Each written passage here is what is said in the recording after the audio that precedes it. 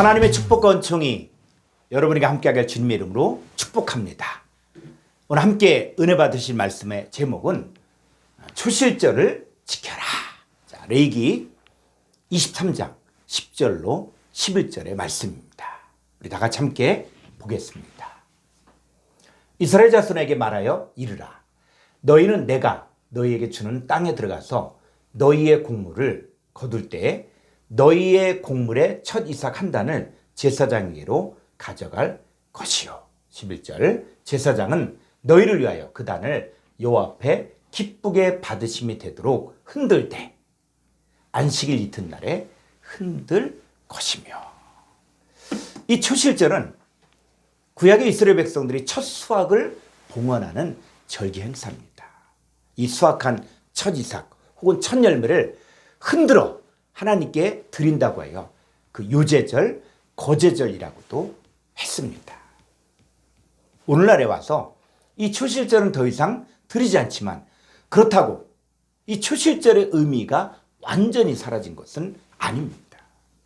이 구약의 7대 절기는 장래일의 그림자로서 우리는 그 실상을 찾아 초실절의 참된 의미를 지켜야 합니다. 이 초실절이 우리에게 주는 의미와 우리 삶에 어떻게 적용해야 할까요? 자, 첫 번째, 첫 열매를 하나님께 드려야 합니다. 자, 레위기 23장 10절 말씀 보겠습니다. 이스라엘 자손에게 말하여 이르라. 너희는 내가 너희에게 주는 땅에 들어가서 너희의 곡물을 거둘 때 너희의 곡물의 첫 이삭 한 단을 제사장에게로 가져갈 것이요. 자, 이 초실절이 히브리어로 어떤 의미인가 우리가 볼 필요가 있습니다. 자, 초실절의 히브리어를 보면은 천공 61번에 이 삐코르라는 단어인데 이 삐코르는 일찍 열매를 맺다 또 첫째로 태어나다의 의미입니다.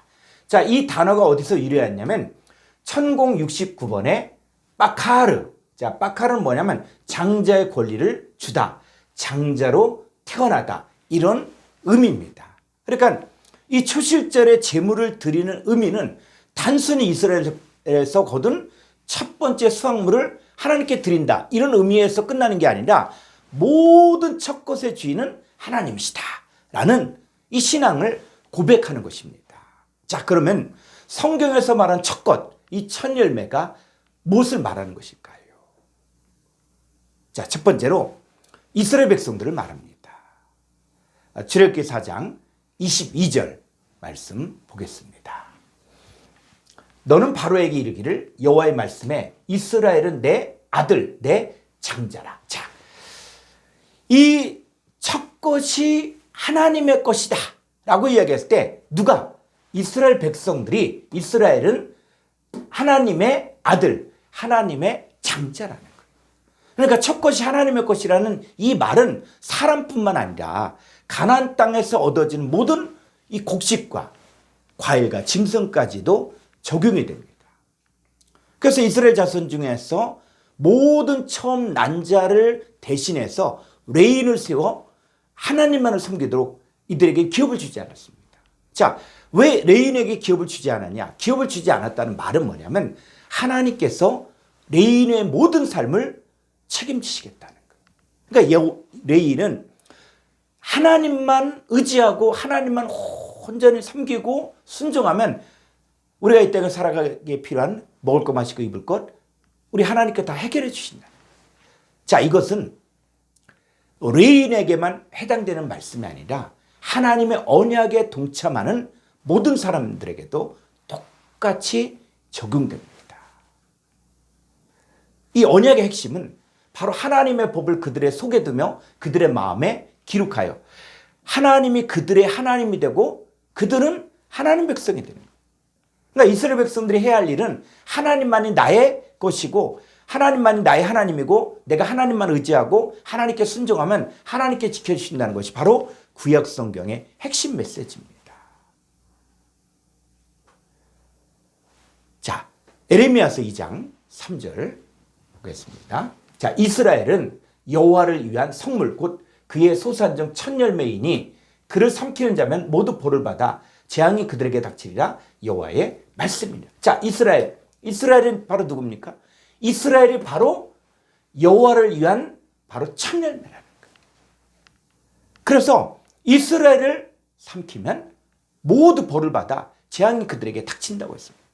그래서 하나님 백성들, 이 이스라엘이 결국은 하나님의 백성들로 확장되어지는데 하나님의 백성들인 저와 여러분들을 눈동자처럼 지키시고 보호하시고 인도하시고자 하는 것이 바로 하나님의 뜻입니다.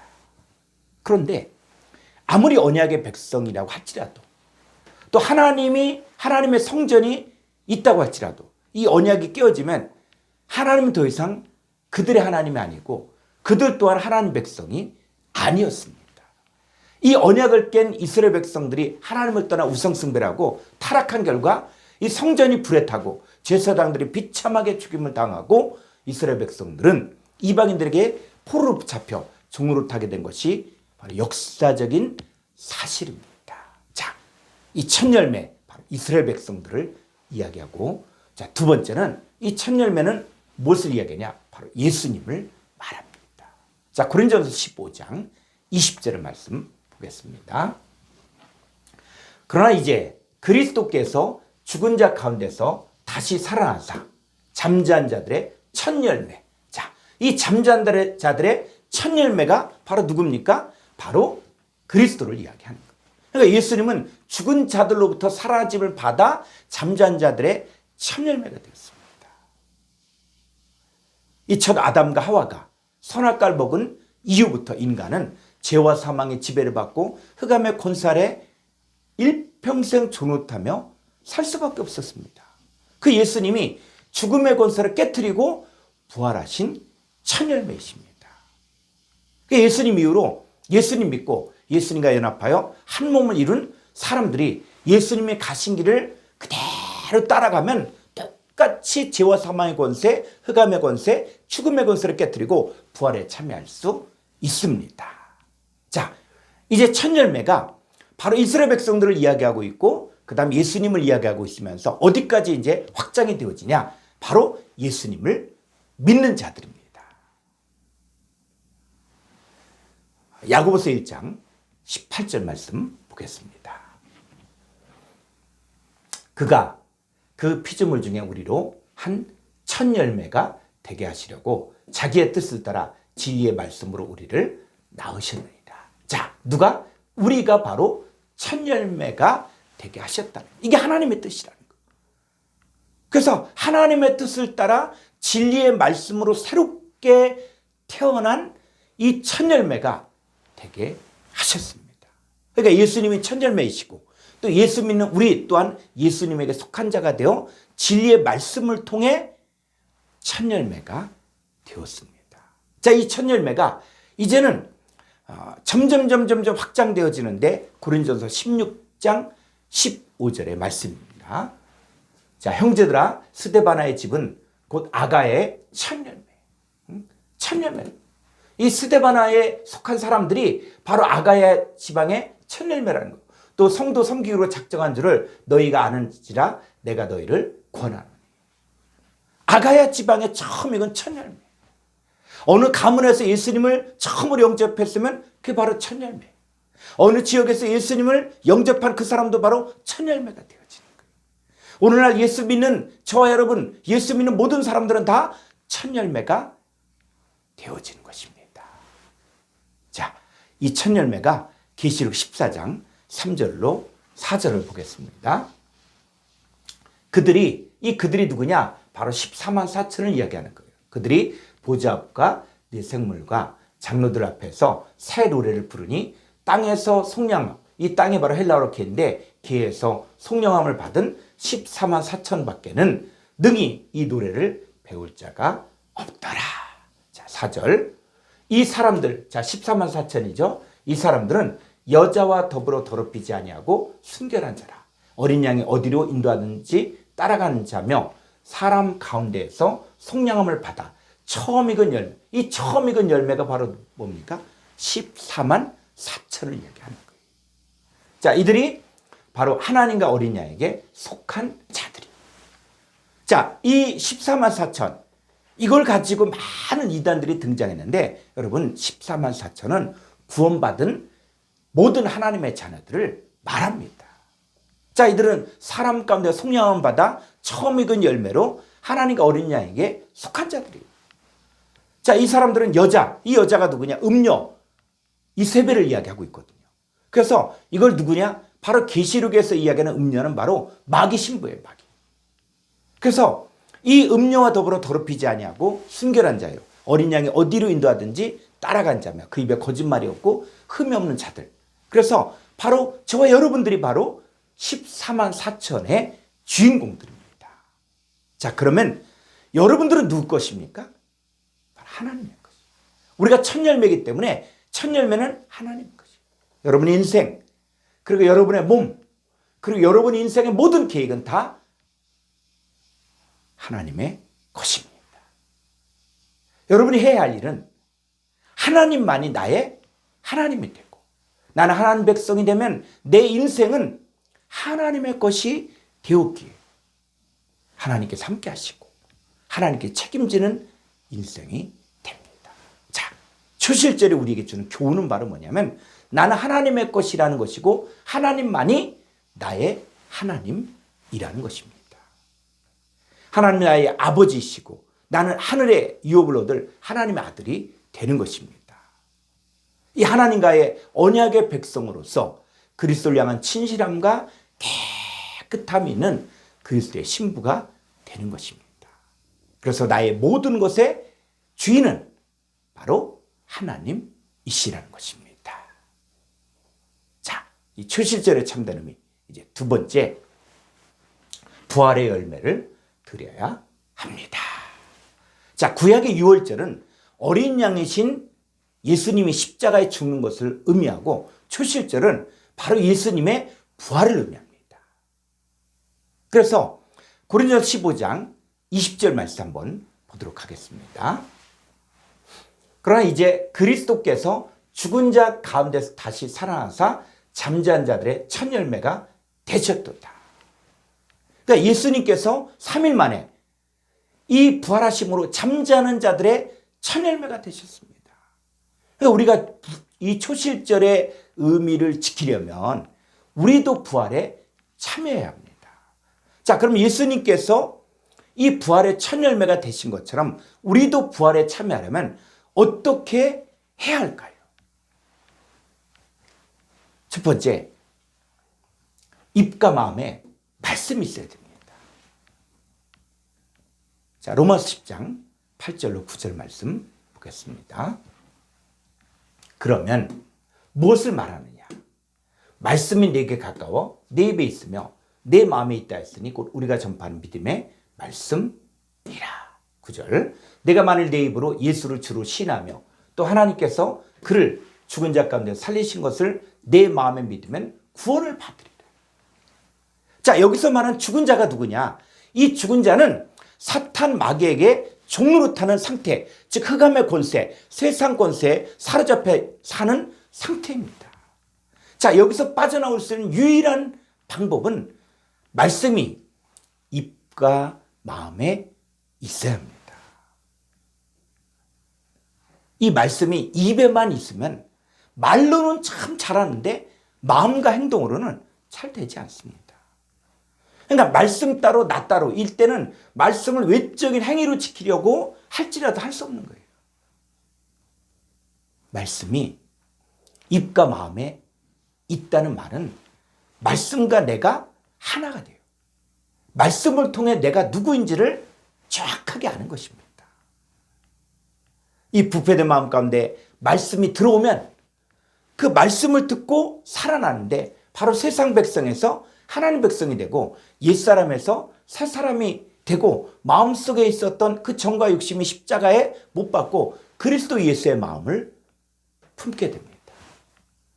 이 말씀이신 예수님 영접할 때 그 하나님의 영과 생명이 내 안에 들어와서 내가 바로 영과 생명의 존재가 된 것을 알고 하나님의 영으로 육의 마음판에 말씀이 새겨져 바로 새 언약의 백성이 된 사실을 믿음으로 구원을 받습니다. 자, 히브리서 8장 10절 말씀 보겠습니다.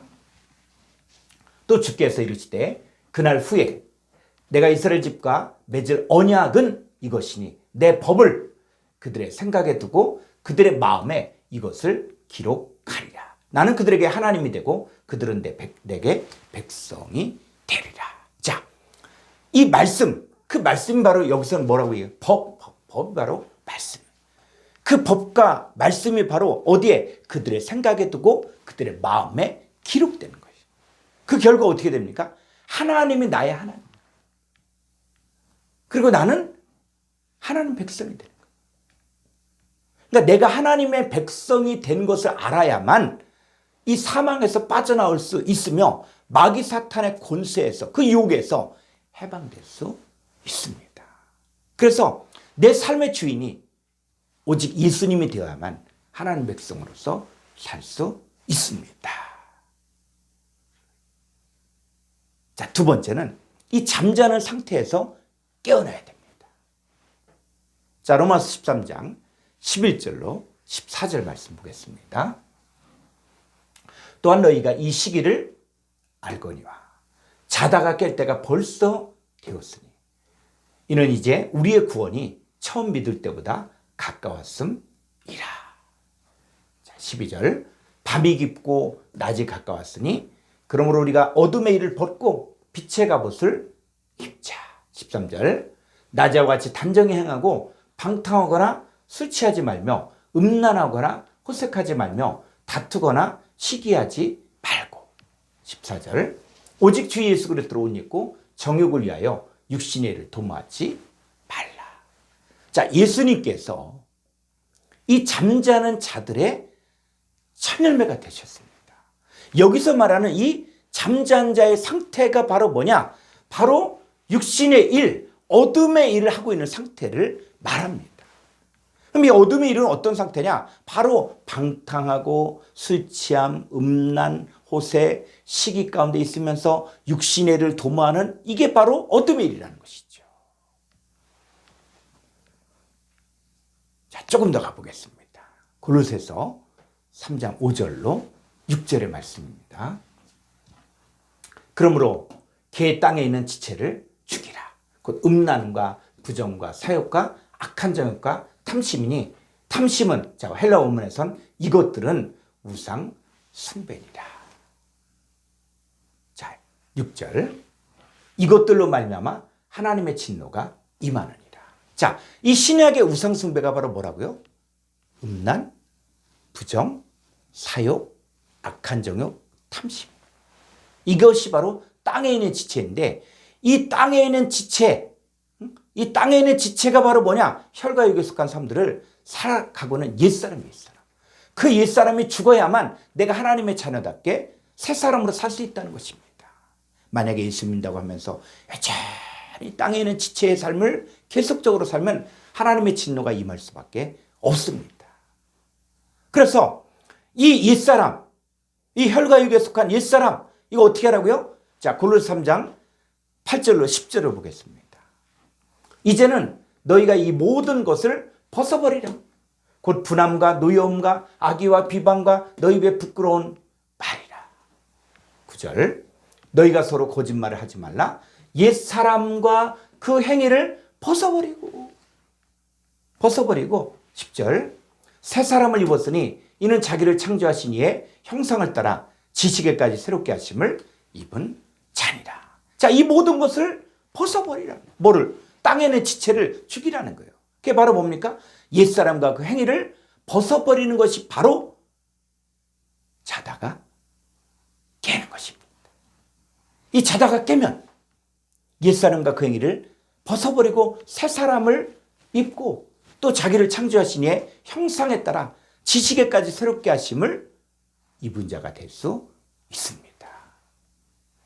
예수님께서 이 잠잔 자들의 첫 열매가 된 것처럼 우리도 자다가 깨서 새 사람을 입고 나를 창조하신 이의 형상을 따라 지식에까지 새롭게 하심을 입어야만 우리도 첫 열매가 될 수 있습니다. 자, 에베소 5장 14절 말씀 보겠습니다. 그러므로 이르시기를 잠자는 자여, 자다가 깨라. 여기는 잠자는 자여, 깨어서 죽은 자들 가운데서 일어나라. 그리스도께서 너에게 비추이시리라 하셨느니라. 자, 그리스도께서 우리에게 비추시기 전에 우리의 상태가 바로 뭐예요? 잠잔 자의 상태라는 거예요. 어둠의 일을 행하며 음행과 더러움과 탐하는 자, 곧 우상숭배자의 삶을 살고 있을 때가 바로 잠잔 자의 상태라는 것입니다. 그래서 그리스도께서 너에게 비추신다는 말은 말씀을 듣고 복음을 깨달아 열매를 맺는 수준까지 성장하는 것입니다. 그래서 우리가 주 안에서 빛의 자녀인 것을 깨달았으면 이제 어둠의 일에 참여하지 말고 도리어 책망해야 됩니다. 만약에 예수님 믿는다고 하면서 여전히 어둠의 일을 행하고 있다면 그 사람이 우상숭배자예요. 그리스도 하나님 나라에서 유업을 얻을 수 없고 하나님의 진노가 임할 수밖에 없습니다. 우리가 이 땅을 살아가면서 어떻게 행할지 자세히 주의하여 주의 뜻이 무엇인가 이해하고 주를 기쁘시게 할 것이 무엇인가 시험해 봐야 됩니다. 이 잠자는 자의 상태에서 깨어나고 죽은 자들 가운데서 일어나야만 바로 빛의 열매를 맺을 수 있습니다. 그러니까 내가 첫 열매로서 내가 빛의 열매가 되고 나를 통해서 나오는 자들이 또 빛의 열매를 또 맺는 것입니다. 자, 그러면 내가 빛의 존재가 될 때 맺는 열매 볼까요? 에베소 5장 9절 말씀 보겠습니다. 자, 빛의 열매. 요거는 이 빛이 누굽니까? 예수님이 세상의 빛이라고 했고 너희가 세상의 빛이라고 했을 때 여러분, 저와 여러분이 바로 빛의 존재가 된 거예요. 그럼 빛의 열매는 바로 뭡니까? 모든 착함과 의로움과 진실함의 존재들이 나온다는 거예요. 그러니까 하나님도 빛이시고 예수님도 빛이시고 우리도 빛의 존재가 되었으면 우리를 통해서 나오는 자들도 빛의 열매입니다. 그 열매, 그러니까 저와 여러분과 그들의 상태가 바로 뭐라고요? 착함의 존재요, 의로움의 존재요, 진실함의 존재가 되는 것입니다.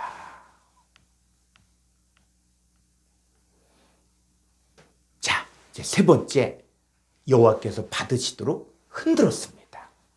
자, 레위기 23장 11절 말씀 보겠습니다. 제사장은 너희를 위하여 그 단을 여호와 앞에 기쁘게 받으심이 되도록 흔들되 안식일 이튿날에 흔들 것입니다. 자, 백성들이 가져온 곡식단을 제사장은 너희를 위하여 그 단을 여호와 앞에 기쁘게 받으심이 되도록 어떻게 했다고요? 흔들었다. 제사장이 곡식단을 왜 흔들었을까요? 그냥 흔들면 된다. 그게 아니라. 자, 이 흔들다의 히브리어를 봐야 돼요.